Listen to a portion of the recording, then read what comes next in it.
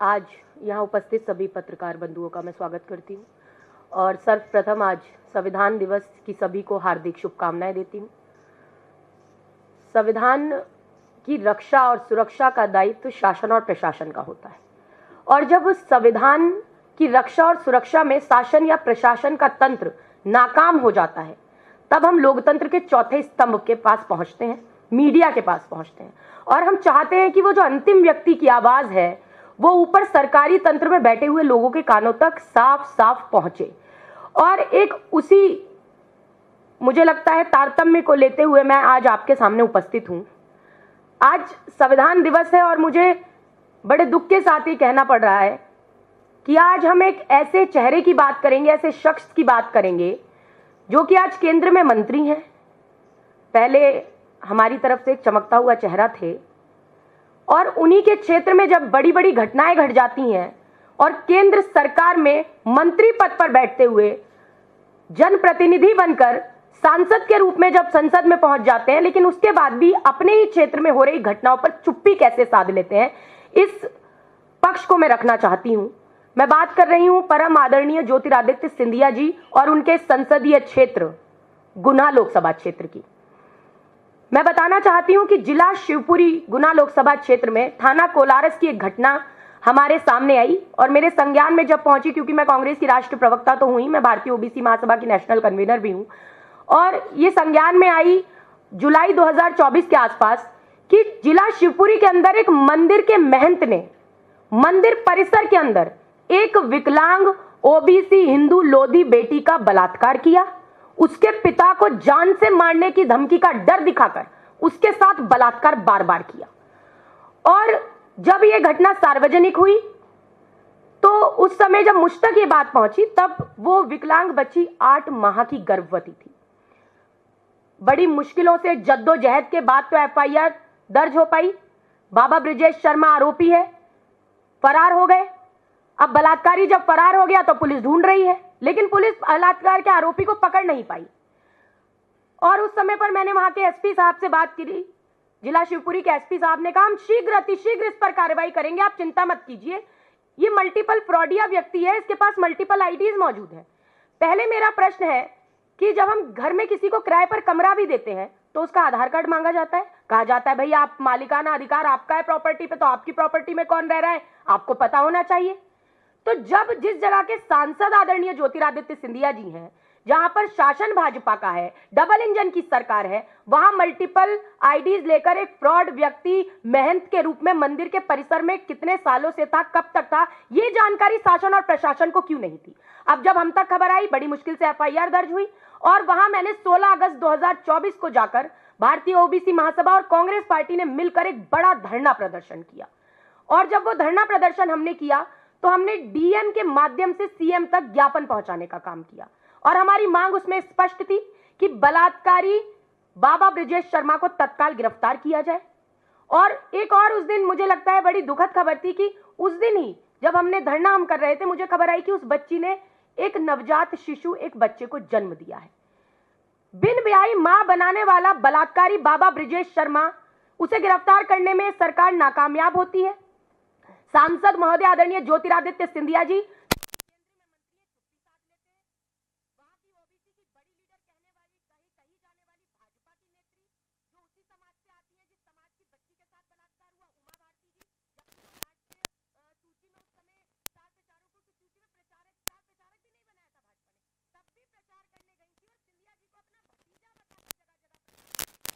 आपने अपना भतीजा बता सकती हैं तो अपने भतीजे सिंधिया जी को बोलिए आगे आए और उस बलात्कार की पीड़िता को न्याय दिलाइए। आज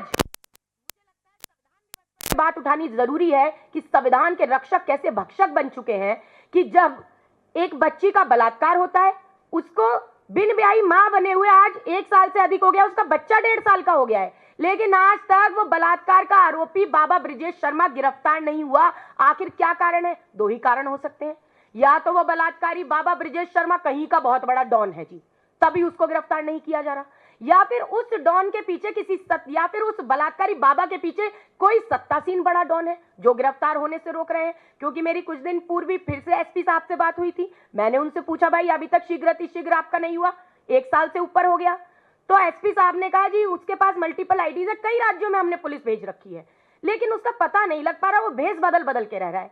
आजादी से आज तक मुझे लगता है ये एक ऐसी पहली घटना होगी, जघन्य अपराध होगा, जहां एक बलात्कार की पीड़िता को बिन ब्याही मां बने हुए 1 साल से ऊपर हो गया और अभी तक बलात्कार का आरोपी गिरफ्तार नहीं हुआ।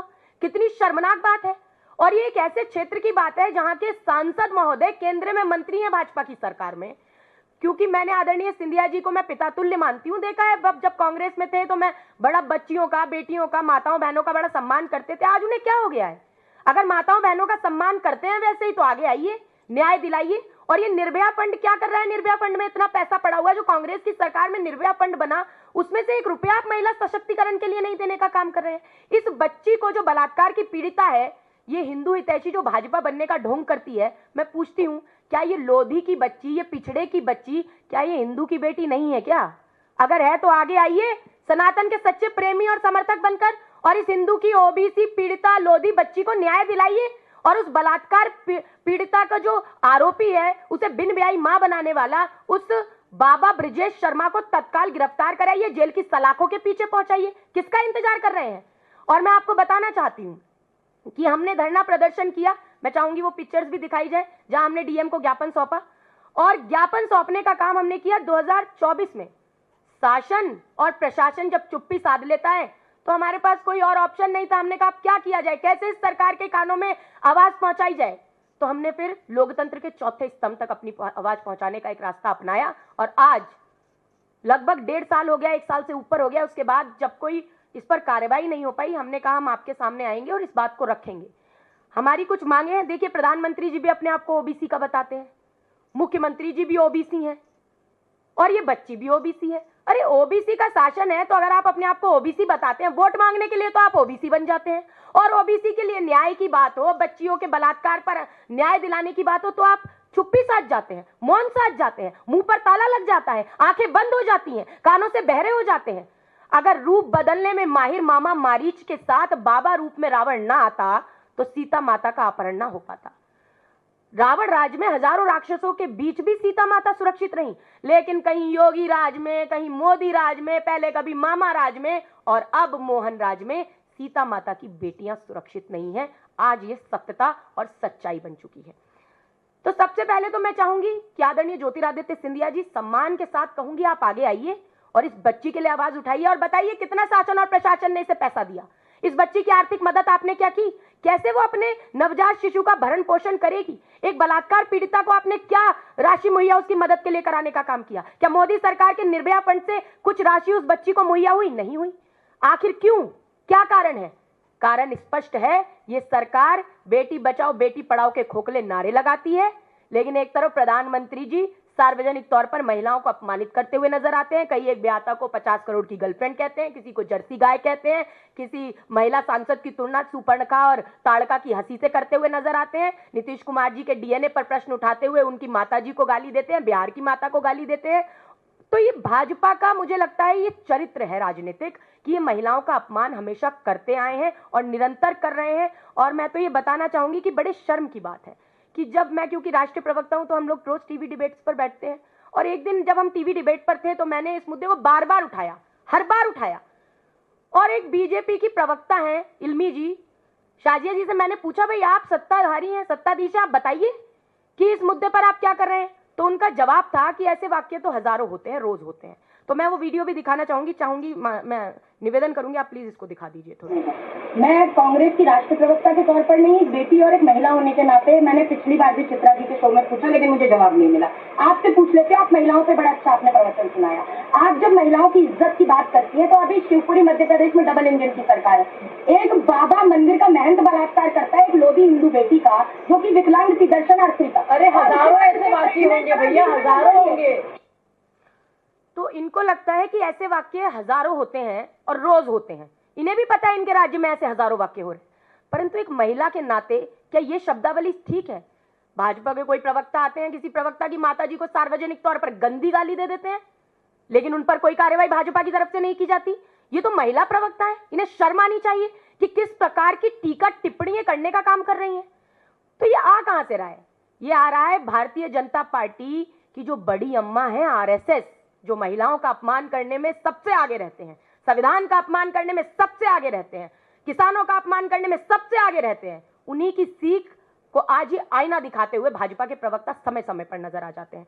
मैं अंतिम में यही कहूंगी कि हमारी बस कुछ मांगे हैं। पहली मांग, आदरणीय ज्योतिरादित्य सिंधिया जी आगे आइए, आप सांसद हैं और आपकी जिम्मेदारी बनती है कि अगर गुना लोकसभा क्षेत्र में इस तरह की घटना हो रही है तो आखिर क्यों हो रही है। सनातन के एक मंदिर में सनातन सभ्यता और संस्कारों का बलात्कार किया जाता है, एक पीड़ित विकलांग लोधी बच्ची का बलात्कार किया जाता है, एक हिंदू बेटी का बलात्कार किया जाता है, आप मौन क्यों है? अपनी चुप्पी तोड़ने का काम कीजिए। दूसरा, ओबीसी की झंडा बरदार बनने वाली, विशेष तौर पर लोधी समाज की झंडा बरदार बनने वाली आदरणीय उमा भारती जी, आप भी आगे आइए और इस पर मौन मत साधिए, इस पर चुप्पी तोड़िए, मौन तोड़िए और ये बताइए कि आपका इस पर क्या आपका वाक्य है, आप क्या बोलना चाहती हैं। मुखर होकर बोलिए, आप तो बड़ा मुखर होकर बोलती रही हैं और आप तो वोट दिलवाने भी गई थी, सिंधिया जी को भतीजा बता रही थी, तो अपने भतीजे का हाथ पकड़ के कहिए कि आदरणीय भतीजे आगे आइए और न्याय दिलाइए, न्याय की मांगे। और वहां ओबीसी भाजपा के एक नहीं कई विधायक हैं, वो क्यों चुप्पी साध कर बैठे हैं?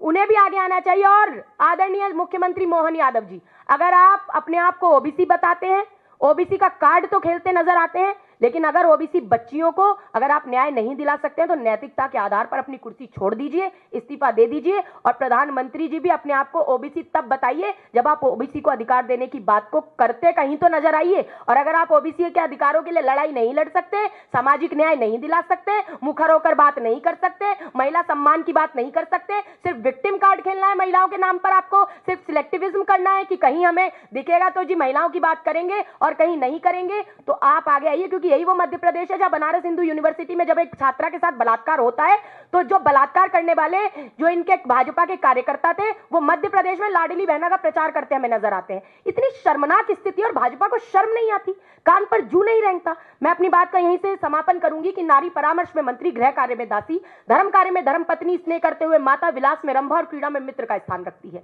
ऐसी नारी का सम्मान होना चाहिए और जो व्यक्ति एक नारी का सम्मान नहीं कर सकता, मैं व्यक्तिगत तौर पर मानती हूं वो व्यक्ति अपनी मां, अपनी बहन, अपनी बेटी के साथ साथ भारत माता का भी सम्मान नहीं कर सकता। तो संविधान दिवस में मेरा एक अपील, एक आह्वान है कि आप महिलाओं के सम्मान की सिर्फ बातें और डींगे मत हाकिए, आगे आइए और बलात्कार पीड़िता शिवपुरी की एक विकलांग लोधी ओबीसी हिंदू बेटी को न्याय दिलाने का बीड़ा उठाइए, उसे न्याय दिलाइए, उसकी आर्थिक सहायता कराइए, उसके नवजात शिशु के भरण पोषण के लिए उसे सहायता कराने का काम कीजिए। और ये एक घटना नहीं है, दमोह के अंदर भी, ये तो सनातन का मंदिर है, एक दमोह के अंदर एक शिक्षा के मंदिर में जन छात्रावास में वहीं का चौकीदार एक दिव्यांग बच्ची का बलात्कार करता है और कोई कार्रवाई उसमें भी आज तक नहीं हुई है। आखिर कब तक आप महिलाओं के नाम पर इस तरह से वोट तो बटोरते रहेंगे, लेकिन महिलाओं को न्याय दिलाने की बात पर आप यही कहेंगे कि ऐसे वाक्य तो हजारों होते रहते हैं। ये बहुत शर्मनाक है। आपके सवालों को मैं आमंत्रण देती हूँ। साधना जी, जिस तरह से मध्य प्रदेश की अगर बात करें, चाहे वो पिछली शिवराज सरकार हो, चाहे आप वर्तमान मोहन सरकार हो, लेकिन सरकारी आंकड़ों के अनुसार मध्य प्रदेश में हर दिन 20 रेप होते हैं, 38 महिलाएं प्रतिदिन लापता होती है। सरकार हर दिन कहती है हम नारी सुरक्षा के लिए बहुत काम करते हैं, लेकिन आंकड़े कुछ अलग बयां करते हैं। देखिए, ये बहुत शर्मनाक है। मैंने यही बताया, ये सरकार वो सरकार है जो बेटी बचाओ बेटी पढ़ाओ का नारा लगाती है। मोदी जी ने तो बेटी बचाओ बेटी पढ़ाओ बोल दिया था, मान लिया चलिए जबान फिसल गई थी, गलती से कह दिया होगा, मगर क्या उस दिन भी जबान फिसल गई थी जिस दिन संसद में एक महिला सांसद की तुलना सुपर्णखा से कर दी थी? क्या उस दिन जबान फिसल गई थी जब बंगाल के चुनावों में ये ओ दीदी एक गली के गुंडे की तरह चिल्लाने का काम कर रहे थे? क्या उस दिन भी जबान फिसल गई थी जब एक ब्याहता महिला को आपने 50 करोड़ की गर्लफ्रेंड बता दिया था? क्या उस दिन जबान फिसल गई थी जब एक नीतीश कुमार जी जैसे मुख्यमंत्री की माता जी के सतीत्व पर संदेह जता दिया, आपने डीएनए पर ही प्रश्न उठा दिया? डीएनए पर प्रश्न उठाना क्या होता है? उनकी माता के सतीत्व पर संदेह जताना, उनके चरित्र पर प्रश्न उठाना। बिहार की मां को गाली दी तो आपके लिए सब चलता है। तो ये तो ऊपर से आ रहा है, जब प्रधानमंत्री मोदी जी की जबान ऐसी है तो इनके प्रवक्ताओं की जबान कैसी होगी? आपने सुना ना, ऐसे वाक्य रोज होते हैं, ये कह रही हैं इनकी प्रवक्ता, और महिला होने के बाद। और भाई एंकर महोदय को तो क्या ही कहना, वो तो कहीं जवाब देना जरूरी समझ, बीच में इंटरप्ट, उन्हें सिर्फ कांग्रेस के प्रवक्ताओं को इंटरप्ट करना आता है। पूरा महिला सम्मान, महिला सशक्तिकरण पूरा कांग्रेस के प्रवक्ताओं के लिए अंदर से जाग जाता है, लेकिन अगर भाजपा की महिला प्रवक्ता कोई सवाल करती हैं तो उनके मुंह पर ताला लग जाता है। अब क्यों लग जाता है तो वही बता सकती हैं, लेकिन मुझे लगता है शर्मनाक है, क्योंकि देखिए संविधान दिवस है, संविधान में लोकतंत्र के 4 स्तंभ, और चौथे स्तंभ के पास आज जब हम आए हैं तो हमें कुछ उम्मीद है आपसे कि आज आप हमारी बात को उठाएं। सब मीडिया का काम क्या है कि आप चौथे स्तंभ के रूप में अंतिम व्यक्ति की आवाज को उठाएं। मुख्य विपक्ष का काम तो मीडिया हमेशा से करता रहा है, लेकिन आज मुझे लगता है कहीं ना कहीं उसमें तकलीफ है। आज मुख्य विपक्ष मीडिया नहीं है, आज तो विपक्ष की आवाज कैसे दबाई जाए, मुख्य धारा का मीडिया इसमें पूरा ध्यान देता है कि भाई ये मुद्दा नहीं उठना चाहिए, मोदी मोदी होना चाहिए, गोदी गोदी होना चाहिए, लेकिन महिलाओं का सम्मान की बात नहीं होनी चाहिए। तो ये गलत है। मुझे लगता है सामाजिक न्याय हो, महिला सशक्तिकरण हो, सम्मान हो, ये मुद्दे उठने चाहिए। और मध्य प्रदेश के अंदर हम क्या कर सकती है विपक्ष कर क्या सकता है? विपक्ष धरना प्रदर्शन कर सकता है, अपनी आवाज उठा सकता है। तो मैंने दिखाया ना आपको, फोटोज दिखाई हमने धरना प्रदर्शन किया। हम जाकर एसपी से बात कर रहे हैं, कलेक्टर से बात कर रहे हैं, हम बोल रहे हैं न्याय दीजिए। वहां के विधायक ओबीसी हैं, चुप्पी साध रहे हैं। वहां की सांसद है, केंद्र में मंत्री हैं, मौन लगाकर बैठ गए, मौन साध कर बैठ गए। उमा भारती जी बड़ी सशक्त होकर आगे बढ़ जाती हैं, जी मैं तो मेरा भतीजा है, आप इसे वोट दीजिए। क्यों वोट दें? क्योंकि हमें ओबीसी को शायद कोई आशा रही होगी कि उमा जी काम करेंगी, लेकिन अब तो शांत होकर बैठ गई हैं। तो ये मुझे लगता है कि आज बहुत आवश्यक है कि मुखर होकर इन बातों को उठाया जाए। और मैं मीडिया बंधुओं से भी निवेदन करती हूँ, ये राजनीतिक प्रश्न नहीं है। महिला सम्मान कोई राजनीतिक मुद्दा नहीं है, इसका राजनीतिकरण नहीं होना चाहिए, इसका तुलनात्मक विश्लेषण नहीं होना चाहिए कि कांग्रेस की प्रवक्ता ने कह दिया तो जी हजारों वाक्य होते हैं, लेकिन भाजपा के प्रवक्ता ने कह दिया कि इनकी माताजी को गाली दे दी। हमने तो कहा था मोदी जी की माताजी को गाली दी है, गलत हुआ है, नहीं देनी चाहिए। लेकिन अगर मोदी जी नीतीश जी की माताजी को गाली दे रहे हैं तो क्या वो सही है? नहीं है। मोदी जी अगर कांग्रेस की एक वरिष्ठ नेत्री को शहीद की विधवा, कांग्रेस की विधवा बता रहे हैं जिन शहीद की पत्नी है, तो क्या ये सही है? तो राहुल गांधी जी ने तो मुखर होकर मुद्दे उठाए हैं जी, सामने से बात रखी है, लेकिन आज उनकी आवाज को दबाने का पूरा प्रयास किया जा रहा है। हम जमीन पर लड़ते रहेंगे, इसका हम आश्वासन मीडिया को जरूर दे सकते हैं। मेरा एक सवाल और है, क्या इस मुद्दे को आप आने वाले संसद के शीतकालीन सत्र में भी पार्टी ले जाएगी? देखिए, ये सबसे पहली बात तो वहां के प्रदेश के लोग तो करें, पहले तो हम विधानसभा में इसे उठाने का प्रयास करें, क्योंकि मुख्यमंत्री जी के हाथ में है। मुख्यमंत्री जी कर क्या रहे हैं, क्या कर रहे हैं मुख्यमंत्री जी? अब तक चुप क्यों है? सिर्फ आपको ये अपना जातिवाद का कार्ड खेलना है बस। और महिला सशक्तिकरण पे कौन ध्यान देगा? लाडली बहना तो आपने बड़ा चला दिया, बेटी बचाओ बेटी पढ़ाओ तो चला दिया। तो ये बेटी बचाओ बेटी पढ़ाओ किसके उससे चला चाहिए? बेटी बचाओ बेटी पढ़ाओ किससे बचाएं? बेटियां बता दें पहले। भाजपा के बलात्कारी राम दुलार से बेटियां बचाएं, या भाजपा के बलात्कारी कुलदीप सेंगर से बेटियां बचाएं, या भाजपा के प्रज्वल रेवन्ना से बेटियां बचाएं, या चिन्मयानंद से बेटियां बचाएं, या ये भाजपा के शासन में बलात्कारी बाबा ब्रिजेश शर्मा से बेटियां बचाएं, या भाजपा के ये बलात्कारी इनके शासन में दमोह के जन छात्रावास के चौकीदार से बेटे, किससे बेटियां बचाएं भाई? किससे बेटियां बचाएं?